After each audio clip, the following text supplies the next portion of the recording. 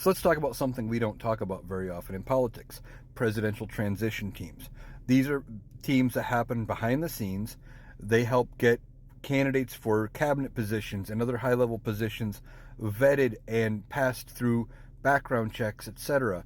The transition teams help get people in place into meetings ahead of time, so day one they can get set up and they're already up to speed, ready to take over. Now, federal law requires all major party candidates have a transition team ready to go prior to the election. That way, day after the winner is announced, they can already start working on getting that transition going, because typically after the election, it is all ceremonial from there with the certification of votes, etc. And then it just progresses into the new administration. And like I said, they work behind the scenes getting everything ready to go. Now, why do I bring up the transition? Well, Vice President Kamala Harris has picked a high-level State Department employee whose name I cannot think of right now, but is the same gentleman that worked with the Biden-Harris campaign to transition them from the Donald Trump administration.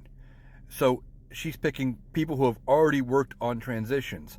The law firm she's using to help do background checks and vet picks is one that also employs Eric Holder. Eric Holder was involved with helping to vet Tim Walz. So she's picking competent people. Compare that to the transition team that Donald Trump has put together, and it is a businessman and the wife of former WWE owner Vince McMahon. He has picked Linda McMahon to be on his transition team. Again, outsiders who are not political in nature. Just really weird choices for somebody who is trying to be an active president. But it just shows I keep saying it, but another level as to where the difference is between them. Vice President Kamala Harris is being serious and political and picking people who have political backgrounds and are qualified to do the jobs he needs, where Donald Trump just picks whoever, gives him the best compliment, maybe donates to his campaign or whatever.